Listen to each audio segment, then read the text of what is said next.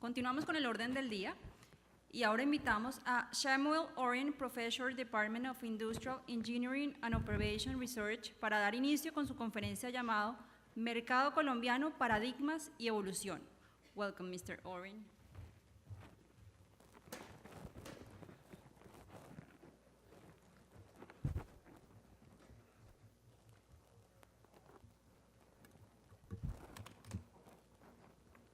Buenos días.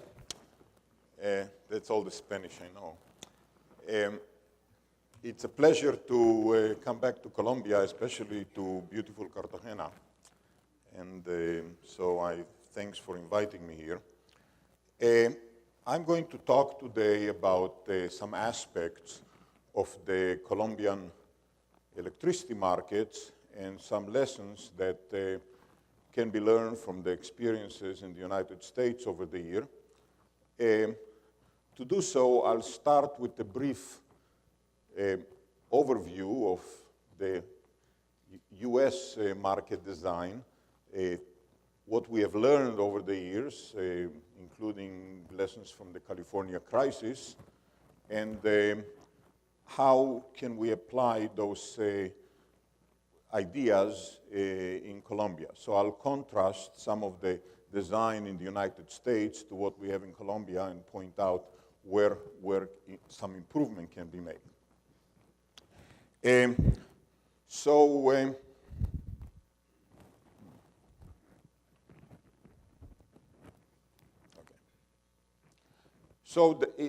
Back in 98, the U.S. has deregulated the restructured electricity market, and which used to be vertically integrated, into a competitive generation sector, a transmission sector that is regulated by the Federal Regulatory Commission. Then we have state-regulated distribution system and the end consumer, which are represented through load-serving entities. The U.S. is divided into three interconnected areas. We have the West, the East, and then Texas is separated. And we have now about 70% of the load that is being covered by a regional transmission organization or independent system operator of different sizes. The biggest is the Mid-Continental ISO with 200 gigawatt, but even though there are some minor differences in the market design in all these ISOs, there are some general principles. So I'll kind of stay at the higher level and talk about the things that are common and try to explain some of the reasons and why do we do certain things and what we have learned. So this is the operating room of the California ISO, and the market design is based on a series of products that are being traded. A day-ahead energy market product, real-time energy, forward capacity, which is kind of equivalent to your firm energy market, financial transmission rights, AGC, operating reserves with different response time, spinning, non-spinning, and replacement. And now we're talking about a new product that some ISOs are considering, which would be flexible ramping, because of the need to be flexible and as we introduce more renewables. Now those products are being traded in various markets, and I'll kind of go quickly through them, and then I'll go into more detail. So before the day-ahead market, we have the market for financial transmission rights, FTRs, generation capacity reserves, and the bilateral long-term energy contracts that are being traded between the agents. Then in the day ahead, we have a centralized bid-based security constraint unit commitment, which it's a more elaborate version of what you have here at XM. We have, then after the market closes, we have reliability unit commitment in case the system operator doesn't feel that there is enough capacity committed in the market. And one of the aspects of that is that there is something called bid cost recovery provision, which guarantees, it's an uplift, which you also have in Colombia, that guarantees that people over the 24 hours are not going to lose money. So, because sometimes you have to operate at a loss when you are dispatched centrally, so there's a make-whole payment that makes sure that nobody loses money over the 24-hour period. Then we have simultaneous nodal market clearing auctions, which has multi-part bidding, and I'll go into some of the detail. And we also allow self-scheduling. In other words, two parties, a consumer and a supplier, can agree that they want a certain transaction, and then they submit it to the system operator, and the system operator is scheduling that, and these people are becoming price takers for the transmission cost to execute that. So you can either go through the buy from the pool, or you can self-schedule. We have some other aspects of the market. We have real-time balancing energy market, which is people rebid every 15 minutes, and this is something recent because it was designed to allow wind, which has a better, they forecast better over short periods of time to participate in the market more effectively. So they submit bids every 15 minutes, and the market is re-optimized every 5 minutes. Then we have energy. The energy market are locational, and I'll talk about that, and prices are locational marginal prices. All the bids are cleared at uniform marginal prices, and we also have something called convergence bidding, which allows either generators and financial participants, financial entities that don't have generation asset, to participate in the market by arbitraging the day-ahead and the real-time market in order to get better convergence of those prices. And I'll discuss that. And finally, we have market power mitigation. We learned the hard way during the California crisis that this is a market with very high concentration, and there is always the possibility that the market is not competitive enough. So we have market monitors that are in real time watching the bids, and if they conclude under some condition that I'll describe that there is not enough competition, they can substitute the bids with default bids, which are based on cost. So this is kind of tries to show you the California market was reformed in 2009 after a long time, basically the reform started after the energy crisis, but it took many years to implement it. And the market now, as you can see, this is from the Market Monitor report in 2013, is very efficient. The prices that we see in the market are very close to what we call benchmark prices that are being developed by running simulation based on actual cost. And so you see that sometimes the market is actually give you better prices than what the simulated market would do. So let me go through some of the issue, the market design aspect. One of the things that we learn the hard way is what doesn't work. And I think that some of those things that doesn't work are still present, unfortunately, in the Colombian market.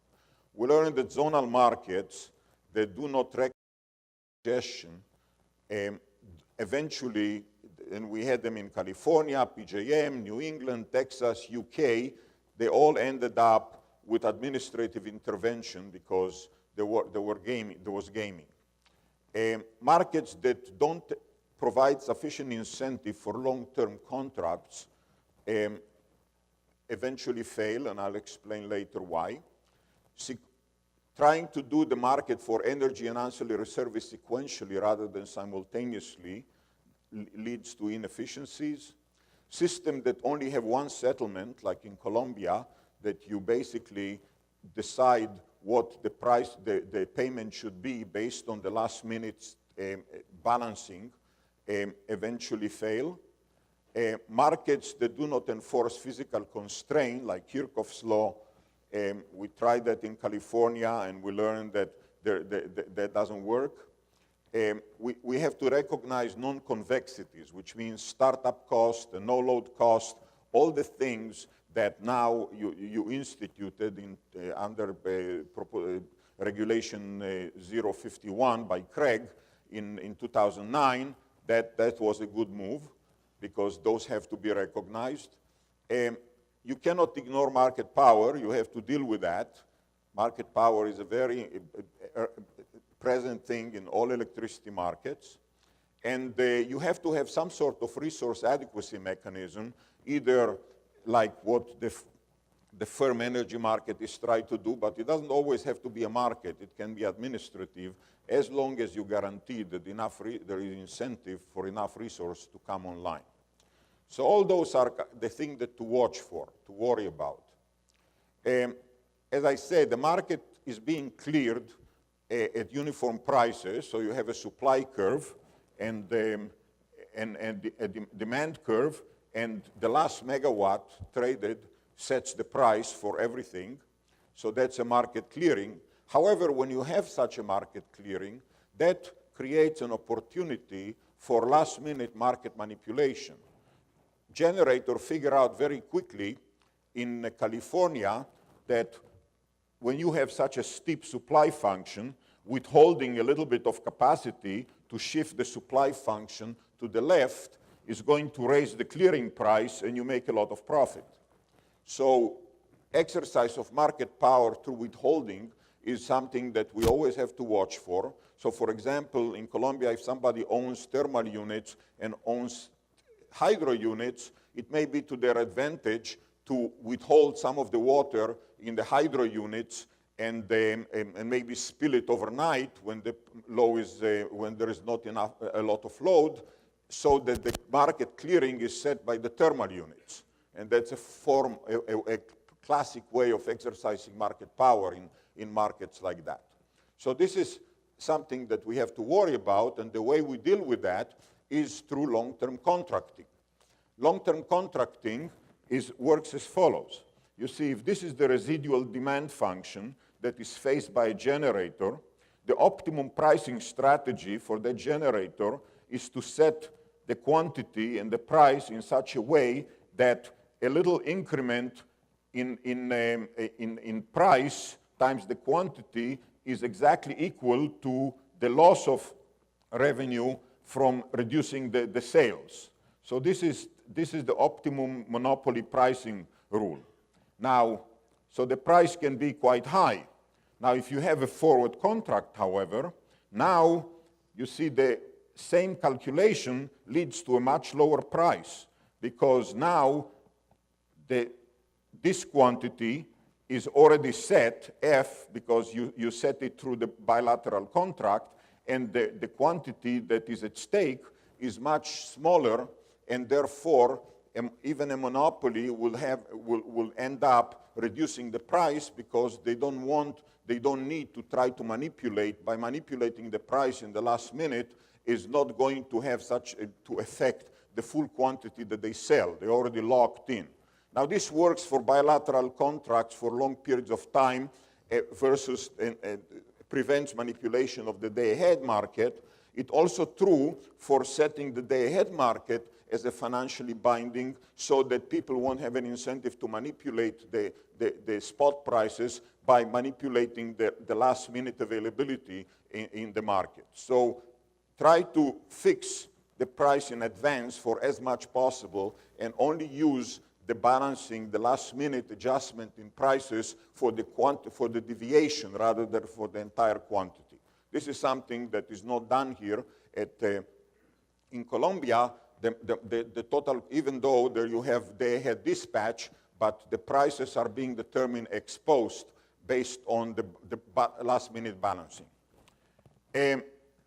Now, the other thing is locational prices. This is the graph that describes the experience in Texas. So Texas started the market in 2001 with one price, no differentiation. And I was a consultant at that time, and I told them that that's not a good idea. So the chairman of the commission, Pat Wood, at that time said, well, if the congestion relief cost is going to exceed $20 million in 1 year, we're going to think about some congestion management scheme. Well, within the first 3 weeks of the market, the congestion relief went to $55 million. So immediately the market was suspended, they started the zonal market, but then we started to see the same phenomena within each zone. So over the period from the time they started the zonal market till they ended up in the nodal market, the $2 billion were spent on congestion relief, on counter trading with the generators in order to relieve congestion. Now, why does it happen? Well, there is something called the deck game. I like that game so much that my license plate is called deck game. That's my car. So the idea there is that if you're exporting power from node 1 to node 2, and there is a constraint, I mean, this would be what you call in Colombia the ideal dispatch. However, so this would be the price. However, then you have to counter trade because there is not enough capacity on the line, so you have to go to this point. And the way you counter trade is you pay to generator that yellow area in order to buy back their generation at the export node and to sell more at the import node. Now, the generator figured that very quickly that by overscheduling, they can make more money in counter trading. And Enron was one of the classic examples for doing that. They did it in California, and they were laughing all the way to the bank. So this is called the deck game. And very quickly, you learn that you cannot have a market which doesn't recognize constraint in the day ahead and then tries in the last minute to adjust things with counter trading. It leads to gaming. We see that in Germany now as well. So eventually, in 2004, ERCOT moved from a zonal market to a nodal market where every node has a different price and you have congestion management.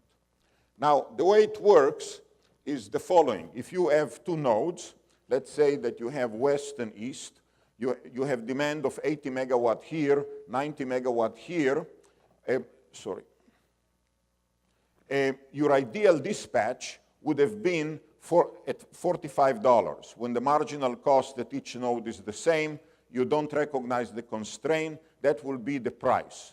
However, if you do that, then you'll produce here 120 megawatt, and that's too much because 120 megawatt means that you'd have to export 40 megawatts to this node, and the line can only carry 26 megawatt. So what you have to do is to back down the generation to 106 and increase the generation here to 64, which means that now the marginal cost at this node is going to be 40, the marginal cost at this node is going to be 50. So you're going to have different prices of the different nodes. That's what we call locational marginal prices. Now, if you feel bad about the consumers here that are going to pay $50 as opposed to these $40, you see the system operator is now going to end up with a surplus, 26 megawatt times 10 difference, so they're going to be a merchandising surplus of $260. Well, the ISO can issue financial transmission rights, which is a piece of paper that entitles the holder for the nodal price difference times the number of megawatt. So traditionally, what we do in the United States is give those financial transmission rights to the load, which historically was using the line. Now then, to improve the allocative efficiency, we have an auction that allows them to trade it.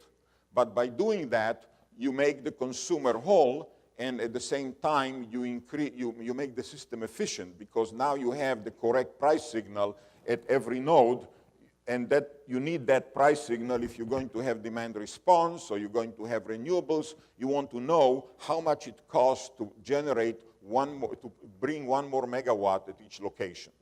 So this is the idea. So for example, I worked out the example. So if you have the case that we showed, so you see that the West pays $40 times 106, so it's $4,000.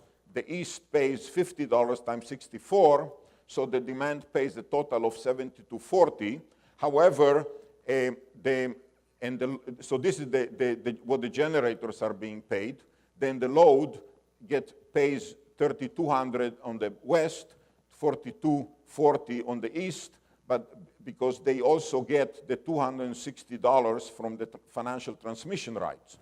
So the total payment, the total generation income is 7,200. The total load pays 7,240. Now, if you do it the way you do it in Colombia, there are two ways. Whether you go, because now you're asking the generator in Colombia you set the price to the ideal dispatch price. So if that's the case, this generator will have to produce at a certain amount at a cost which is higher than the price is getting. So you can settle it by an uplift payment. So if you do that, then if you do the same calculation with the uplift payment, then you see that now the generators are paid $7,800 and the consumers are paying $7,800. Even if you don't pay the uplift payment, you still have $76.50 and $76.50. So you see that the ideal dispatch calculation leads to a higher price for the consumer. The generators are ending up getting more money with the ideal dispatch than if you had locational prices and give the transmission rights to the load. So this is one part, and in addition to that, you have the wrong price signal, because now the generator on the east side is getting paid $45 a megawatt, so they want to produce more. You see, if you get paid 45, you don't want to stop producing here, you want to produce more. So it creates a reliability problem. The same thing here, this generator wants to produce less because this cost is higher than what the payment does. So by not giving the correct locational marginal prices, we have create reliability problem, create distorted price signal. In the United States, we have LMP at every node in the system. So this is an example of the distribution. So you see that you can have a very high price in New Jersey, it's red hot, and a low price in Minnesota. Sometimes it changes depending on the availability. So it depends on the situation of congestion. And we may even have a situation like that where the price in New Jersey is something like $300 here, whereas the price in Minnesota is minus $1,000. Now, how can we have negative prices? Well, if you have a coal plant that they want to stay on because it's too expensive for them to shut down and then start back up, they are willing to pay to stay on. If you have very high wind that blows, the price is going to go negative, and that's the correct thing. So you don't want, in that kind of situation, to pay demand response, because the demand is not going to help you, it hurts you. So having the right prices and allowing prices to go negative, which we do now in the United States, gives the correct price signal, and that's a very important part of running the market efficiently. Now, to look at as I said, this is California, but it represents all the other ISOs, we have what we call two settlement energy markets. So we have a day-ahead market where people are bidding, and then you set the prices for the next 24 hours. And then we have real-time prices where people are bidding every 15 minutes, and you rebalance the system every 5 minutes. Now, you could, in theory, you don't need to have rebidding. If that's too much of a burden, you can use the same prices from the day ahead, but you still want to rebalance the system every 5 minutes. So you're going to have, either way, you're going to have day-ahead prices and real-time prices. In Colombia, they ignore the day-ahead prices. They look at the real-time prices and calculate the efficient dispatch, the ideal dispatch, and that sets the price. That's the wrong thing to do. What you want is you want the day-ahead prices to be financially binding and the quantities. And the real-time prices should only apply to the deviation, to the difference. The way the bids go in the United States is that we have a startup cost, no load cost, minimum load, and then a 10-piece supply function where the marginal price deviates with the quantity. If the reason that we do that is because if you don't, and this is the structure of the generation cost. So if you don't allow generators to bid their true cost structure, then they have to guess how much they're going to be dispatched, and then they're going to, of course, be conservative and bid the highest slope, and that because they want to make sure that they are going to cover their cost. So allowing a richer structure of the bid function will allow generators to be more truthful, and then a market monitor to verify that in representing their cost. The other thing, so what we do with that function is that we run a unit commitment. We use an optimization model, minimizing fuel costs, no load cost, startup cost, subject to load balance constraint, unit output, unit ramping limit, minimum uptime and downtime, transmission constraint, reserve margin requirement, and contingency. This is actually being done now by XM in their centralized unit commitment. Now, people think, oh, you know, this is, if you put more parameters, it's going to make the optimization too difficult. Well, this is an example from PJM. They run such an optimization, 1,600 generators, all three-part offers with 10-segment incremental function, 20,000 demand bids, 60,000 virtual bids, which I'll explain what they are, and then 6,000 contingencies, and they solve it in less than an hour and a half. So they actually solve it in time for the market to open. So the problem is not, I mean, with today's optimization technology, the problem is not too complex, even if you make the bid a little more elaborated. Now, this is in California. They use mixed integer programming. This is a software that is being used by XM. And what we see in California is when they implemented that, they could show savings of $23 million a year. So California is about 3 times the size of Colombia's market. So even if you divide $23 million by 3, you still would have a considerable saving from implementing this sophisticated optimization method to solve the problem.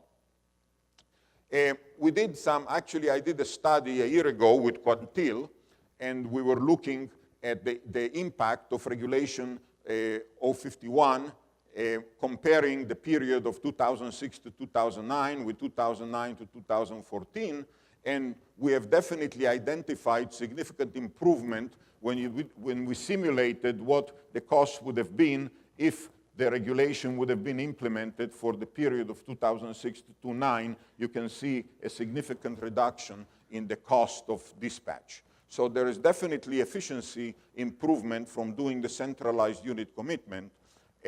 What we also discovered, and I'll talk about it later, is that unfortunately none of this gain really ended up with lower consumer prices because of market power. And the prices to consumer actually went up. And but that's a different story. But from the point of view of the system of social welfare, the centralized unit commitment helped reduce the cost of energy in Colombia. Now, as I said, we have a bid cost recovery in case that individual agents don't cover their cost over a 24-hour period.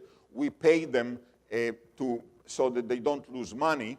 And that's not a lot of money. In 2013, it amounted to $10 billion, out of $10 billion, it amounted to $33 million, which is 0.3%. So the make-whole payment is a small fraction, but that encourages, incentivizes generator to participate in the centralized auction because they know that they are not going to lose money when they are being dispatched. Now, this is the typical schedule in California.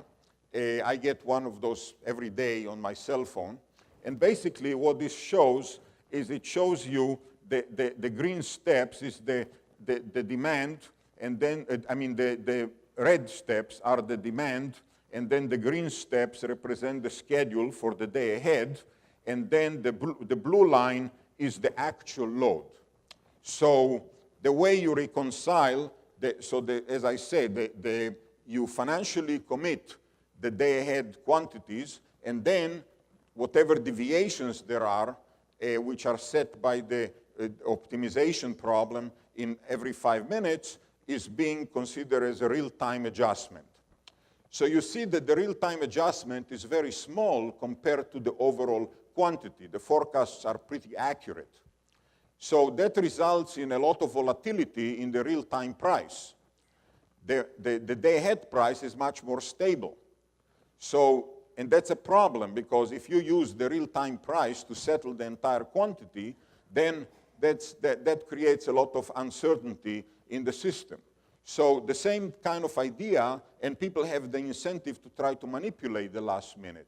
So I call it that if using the real-time price to set the payment for the entire quantity for the day is like what we call it the tail wagging the dog. You know, the real-time price is the tail, and the big dog is the total energy that is being transacted, and you don't want that to happen. So by not having a two-settlement system where you take the day-ahead settlement, and there are reasons that you want to have a two-settlement system. First of all, it reduces incentive for real-time price manipulation through physical withholding, because if you do if the day-ahead quantity are financially binding, any manipulation will only affect a small amount of energy. It provides ex-ante price signals for demand response. By announcing the prices for the next day, now demand can participate and decide whether they want. I mean, having ex-post prices, makes it much harder for demand response participation. And it improves the reliability through economic deviation penalty. The day-ahead dispatch is financially binding, and so the RT prices, the real-time prices, really provides a rational penalty for deviations, and that makes the system much more reliable and more stable. And that's not very hard to do. Now, as I showed you, there is a big gap. Real-time prices are volatile, day-ahead prices are more stable. So sometimes the generator thinks, oh, maybe I'm going to withhold some of the quantity and I'll get the real-time price, which may be better. Well, if you have this kind of two-settlement system, we allow what we call virtual bidding or convergence bidding. Virtual bidding is a pure financial instrument that basically allows a generator or a speculator to buy or sell energy in the day-ahead market, and then to close its position in the 15-minute market. So, and then they can arbitrage the two prices. So if you are a generator and you would rather be scheduled so that you get the real-time prices, you can still submit a day-ahead bid for your entire generation, and then you can buy it back through a demand virtual bid. So you buy back the demand with your generation in the day ahead and sell it at the real-time price, and that will have the effect that you schedule everything in the day ahead, but you still will get the real-time price if you want to do that. In addition, what the virtual bidding does, it allows financial market participants that don't have any generation to participate in the market, and that creates a lot of liquidity in the market, which makes the price. So this is an example in California. We have demand, so the demand and supply virtual bids, and usually those will be about 10% of the total volume of the market, but that's kind of the oil that makes the market smoother. It makes the prices converge. And I did a study recently comparing, because the first year that the California market ran, it was without virtual bidding, and then they implemented virtual bidding. So we compared the before and after, and one of the things that we see is that this is kind of the profit that an arbitrageur could have made before virtual bidding, and this is after virtual bidding. So we see that the arbitrage opportunity has gone down tremendously, And that means that the prices in the day-ahead market and the real-time market have converged so that the market is much more efficient from a financial point of view and from a physical point of view. Now let me talk about the firm energy contract, which I know all of you are interested in. So this is a picture that I got from Craig, which describes what's going on in Colombia. This is an El Nino price, and then you have the other prices, and this would be the firm energy price. And so in order to analyze that, I was here in May, and some people heard me saying that I think that the firm energy price is too low, that the scarcity price is too low. And I think that that's why I was invited this time, because it turns out that I was right. So let's see. You see, the firm energy contracts were designed by a friend of mine, Dr. Peter Crampton, who also designed the New England capacity market. So I think it's interesting to look at what's happening in New England. So as I said, in New England, the FCM, the forward capacity market, was designed again as a reliability option market with what we call a peak energy rent. The peak energy rent is the amount the generator have to pay back when the price is hitting the scarcity price, or we call it the strike price. The strike price was originally set based on a generator which has a 22,000 heat rate and multiplied by the gas price at the Henry Hub. And so when the price fluctuates, the gas price fluctuates, the scarcity rent fluctuates. Then the people, when they were getting capacity, then you have an auction and 3-year forward, like for the peak, firm energy. And when people get payment, they commit to sell their energy at not above the scarcity price. So if the price goes above the scarcity price, they have an incentive to operate, but because whether they operate or not, they are liable for the price difference, which is called the PER. And so they try to incorporate that in the cost of new entry, figuring out that with some probability they may have to pay the peak energy rents. Now, what happened was that there was a big decrease in gas prices in the United States, as you know. So suddenly, people that were burning oil ended up always out of the money, having to pay the peak energy rent as a penalty. So they didn't want to play. They were trying to avoid, doing that. So they reformed the market, and they say, okay, we'll use the 22,000 heat rate, but we'll take the higher of the two costs, whether it's gas or oil, to adjust for the fact that sometimes oil is higher. Recently, however, FCM 10, which was approved by FERC in May 6, 2015, they completely eliminated the strike price, the firm price. So the original idea was completely scrapped, and since Colombia actually designed its market based on that, maybe you should consider that as well. And now, eliminating the PER altogether may be a little extreme, but that's equivalent to raising the strike price, because as you raise the strike price, the PER, the peak energy rent, is going to go down, and eventually, if you raise it high enough, it's going to go to zero. So they decided to get rid of it altogether. The argument was that, first of all, this is not a good instrument. They don't need that anymore to mitigate market power in New England, and there are all kinds of other opportunities for hedging, so they don't need that as a hedge. So the only thing now that the capacity market in New England does is that when you get paid for capacity, you have a must-offer obligation to generate power at the peak price, which is $1,000. So so they kind of effectively raise the peak energy, the strike price to $1,000 a megawatt. So what does that mean for Colombia? Well, this is kind of the pictures that were presented by Brattle, people that did the analysis and recommended the elimination of the peak energy rent. So they say that the peak energy rent does not protect load against spiking fuel costs because it was indexed. So whenever the fuel costs really go up, the peak energy rent went up, so it didn't really protect the consumers.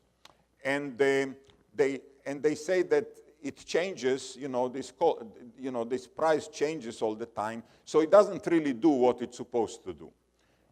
This is another picture, and they show that sometimes when you have those fuel spikes,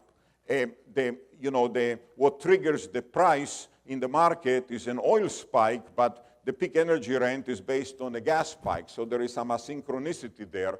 So that also doesn't work. So anyway, the bottom line is that the peak energy rent was set to 0, and that's what's going on now in the United States. So how are we going to set the scarcity price in Colombia to kind of follow this example? Well, first of all, we have to recognize, and this is something that I argued for a long time, that the idea trying to use the scarcity price as both a mechanism for market power mitigation and for reliability is wrong. That market power mitigation is one thing, reliability is another thing. So you have to set the scarcity price to a level that will ensure reliability, but don't use it to mitigate market power. Second, market power should be left to market monitors, as I will describe.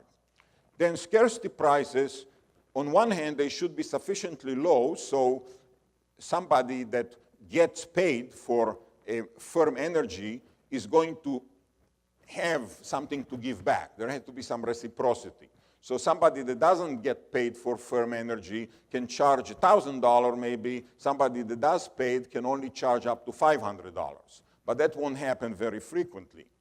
So there should be an option premium, which is actually the payment.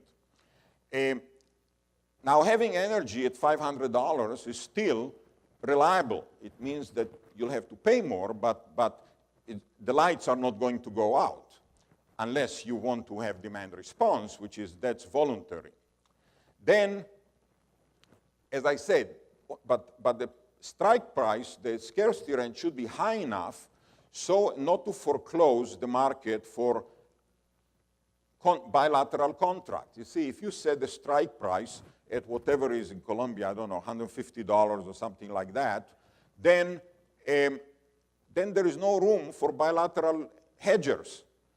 You want to create enough headroom between the retail price and the scarcity price so that there'll be some risk that can be then encourage private contracting, private hedging to enter the market, because private hedgers are the ones who are in the best position to assess risk and to price the risk.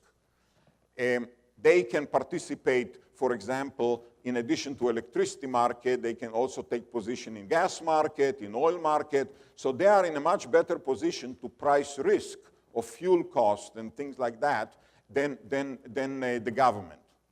So you really want, so the hedging of the price should be left to private hedgers, private financial entities that are going to provide that extra insurance, and the scarcity price in the firm market should be just high enough to avoid, to make sure that the people are going to build capacity. So you have to provide enough premium to cover the entry, the fixed cost, but don't try to use that as a mechanism to contract energy.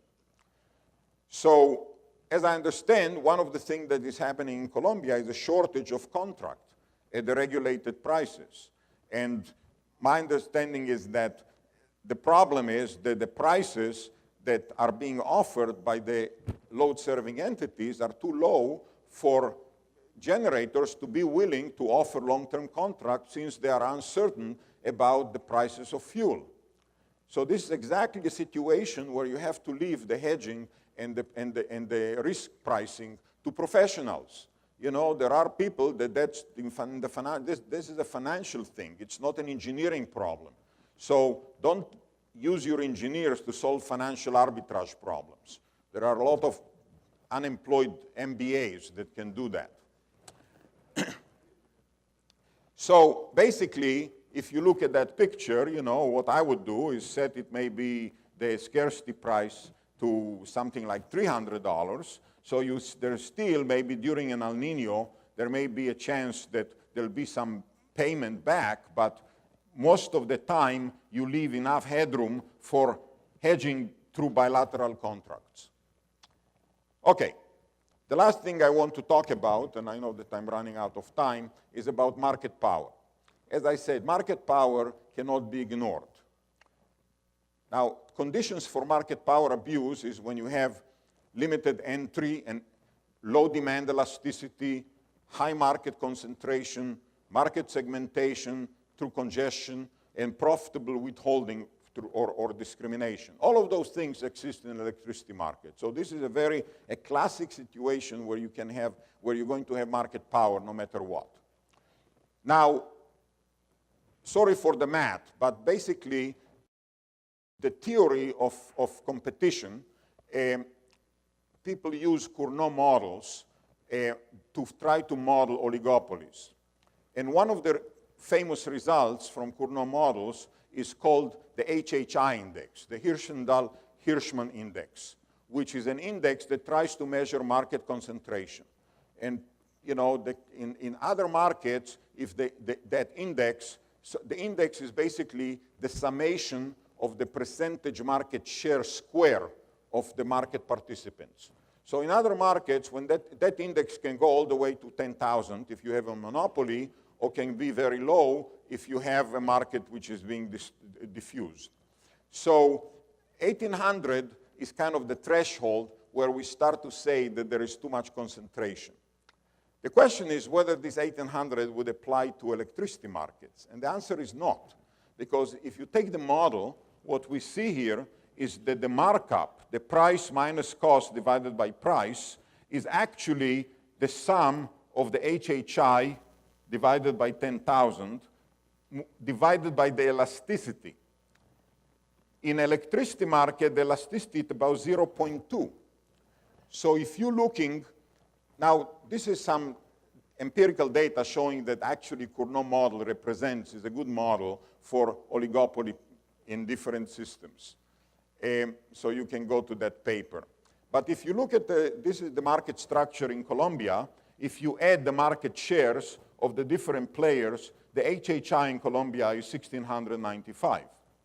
Now, 1,695 with an elasticity of 0.2, which is kind of what's commonly accepted in the electricity markets, leads to 0.85, which means that even the theoretical model says that generators here can mark up their cost by 85%. So that's very high market concentration, and that's a very high markup. So it means that, you know, forget about the 1800, that's not valid. If sometimes in some markets, if the demand elasticity is 0.1, that would be even more. It will be a 1.7. So it means that you can triple the price, the cost. So this means that there is a high market concentration and there is a lot of opportunity for market power here. And there are a lot of studies. Every study that was done in Colombia points to market power. I actually copied that from XM. And there was a study in a consulting firm, SIM. There was another study in 2013. There is a study of the Mercado. Everyone said that there is opportunity for market power. This is a study that I participated in by Quantil. And again, we found that even though the cost went down, prices went up. This was one of the things that we observed in that study, which is kind of ironic, that in 2010 there was supposed to be an El Nino, but there wasn't. Nevertheless, the prices went up. So the El Nino forecast acted as a coordination signal for the oligopolies to raise prices. I mean, if that's not market power, then what is? And this was the markup. So definitely, you have a problem in that area. Now, what do you do when there is market power? Well, one approach is to ignore it. Hear no evil, see no evil, say no evil. The other one is to let the antitrust folks take care of it, which I think some of that is happening here, but that's too late in most cases. The other one is to have some sort of punishment for people that exercise market power, again, the antitrust approach, or just watch and report. Then you can simply regulate, effectively return to cost of service regulation. That's one alternative. What we do in the United States, we have what we call screens. We have market monitors that are watching, and they're running a system in parallel with the system operator, and they're using a screen to identify if the market is competitive enough. And there are two kinds of screen. One is based on opportunity. You're running a model, we call it, this is in PJM, so let me go to the next slide. PJM, California, and ERCOT, we're running what we call a structure-based mitigation. You look at every line that is congested. If three suppliers simultaneously can cause infeasibility on that line, then it means that the line is not competitive. So anybody that has an impact on that line is being mitigated, and the bids are substituted to the default energy bid based on cost. And that's how we handle that. The other approach is what we call conduct and impact-based mitigation, which means that the market monitor is looking at people's behavior, and if they see some abnormalities that suddenly people raise the price, they have to explain why, but they only have to explain why if their price has a big impact if their bid has a big impact on the price. So in other words, you have a screen based on behavior and impact, and that becomes another screen. So in either cases, we have direct intervention of a market monitor in the bidding process, overlooking the bids and substituting the bids with cost-based bids which are being calculated by the monitor whenever there is a problem like that. So market monitoring is an important function to monitor both the long-term behavior and short-term behavior. We have a situation where JP Morgan actually manipulated the market, and they were fined by FERC $400 million penalty. Now, I think they made more money than that, but basically, any time that a bidder or a supplier doesn't behave as a price taker, that's considered manipulation. Any time a supplier is trying to move the price, and that can be proven, that will be a manipulation. That's something that we didn't have during the energy crisis in 2000, but that's the way FERC is now interpreting their charter of making sure that rates are just and reasonable. So the lesson learned, electricity retailer and final consumer should purchase most of their power through long-term contract, fixed price forward contracts. We have to provide strong incentive for retailer to manage and hedge short-term price risk. That's why we have virtual bidding.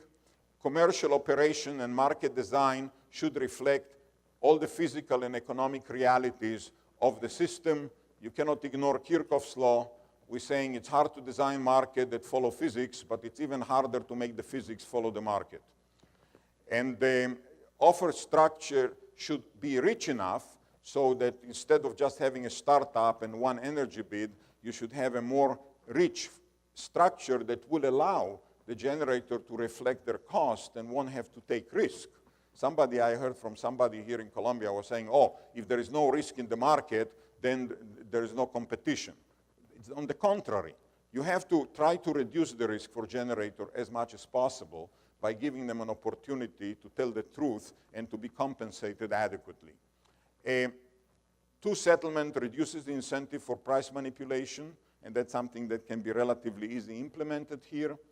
Effective market monitoring and strong regulatory oversight is necessary. Firm energy market should be designed to ensure supply reliability, not mitigate market power. Scarcity prices of firm energy market should be high enough so that not to interfere with a bilateral contracting enterprise.